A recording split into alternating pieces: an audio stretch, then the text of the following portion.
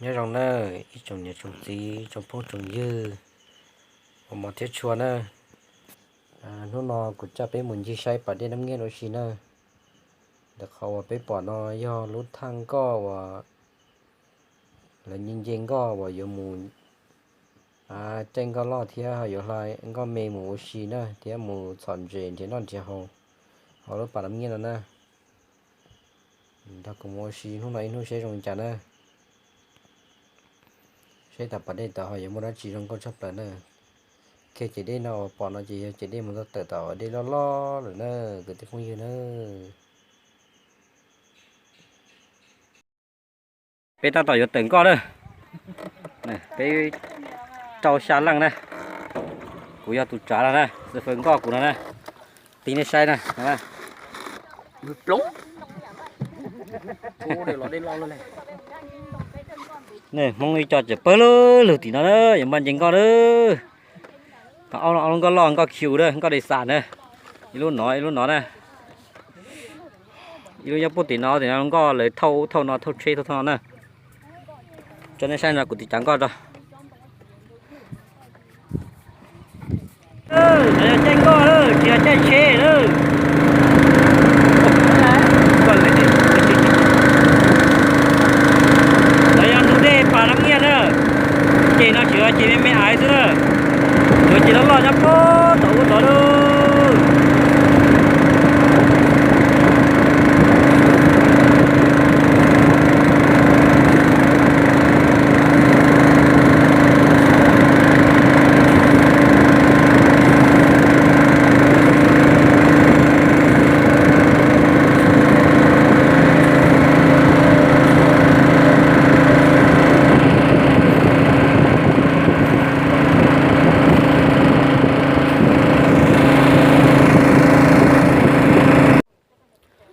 bây giờ cho kia rồi nãy vừa nè nó nè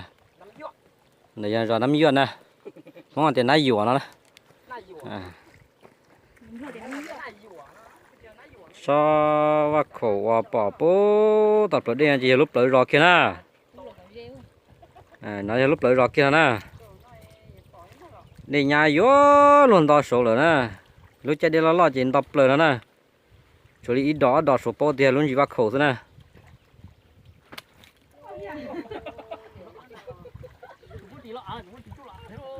này chọn đông giang nhá biệt cổ rồi,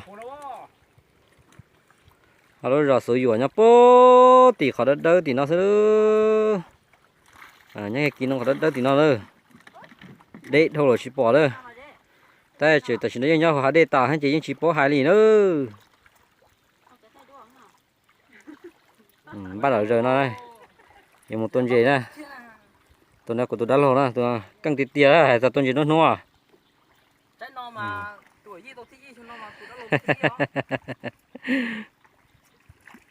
Cho nên sai nào sẽ cho sai chả này, bỏ lên gì này. Nữa bây giờ tuần gì sau kia này nó sụp phân nữa. Sau kia nó cho mà lót ta rồi, nó sụp phân cho nhau bởi để thế nữa. Để nó sụp phân nữa, còn nó sụp phân kia nữa, nhau bởi để nó nữa. Ở đỉnh của thế nữa. Để phải tiền cho nó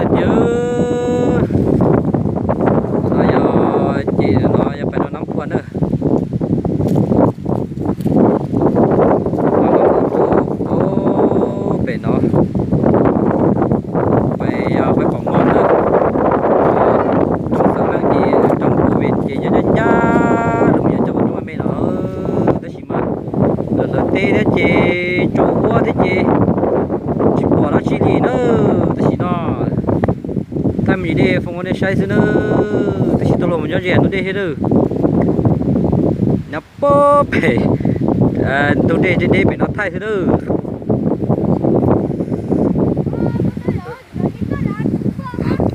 để phòng thịt tia đi luôn chỉ nó không lo thịt tia đi luôn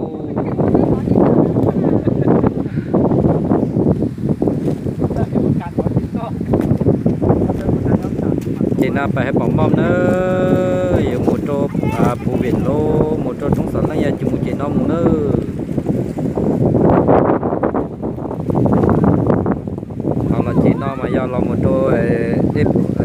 nắm quần nữa, nắm quần là chỉ nó nữa.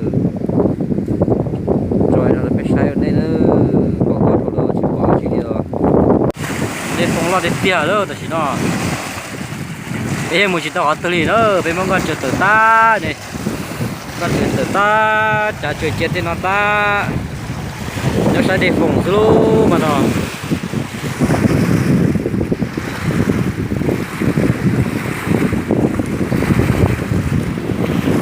không lo để tia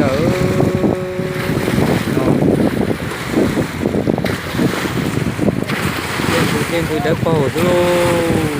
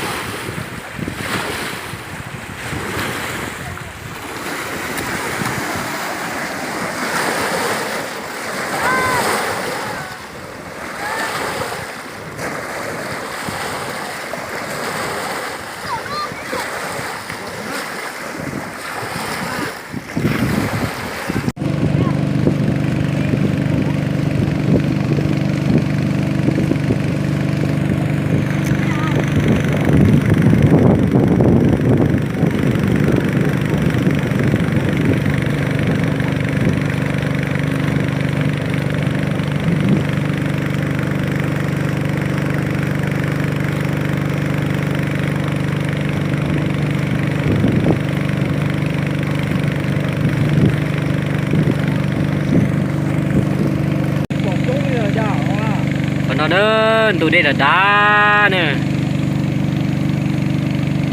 sáng nay một đợt sáng rồi lúc rồi và sụp dưới nè tại vì mà nhau bắt để dưới luôn anh vậy là một số lúc trong nó cho sáng tàu gì vậy là một trâu rồi bánh nòng nè rồi phải sai nó thôi đi là đá cứ không mua luôn cứ mua cho mua đá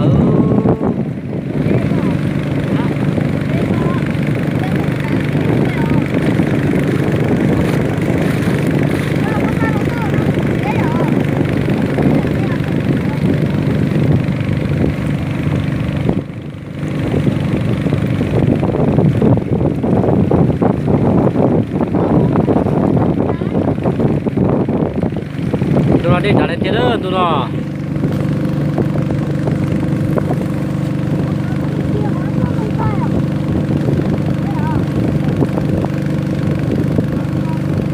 cho nó biết sai nó giờ chỉ bỏ ra chỉ được và để đá thổ thì bộ con đeo thì tệ thôi luôn chỉ bỏ chỉ nữa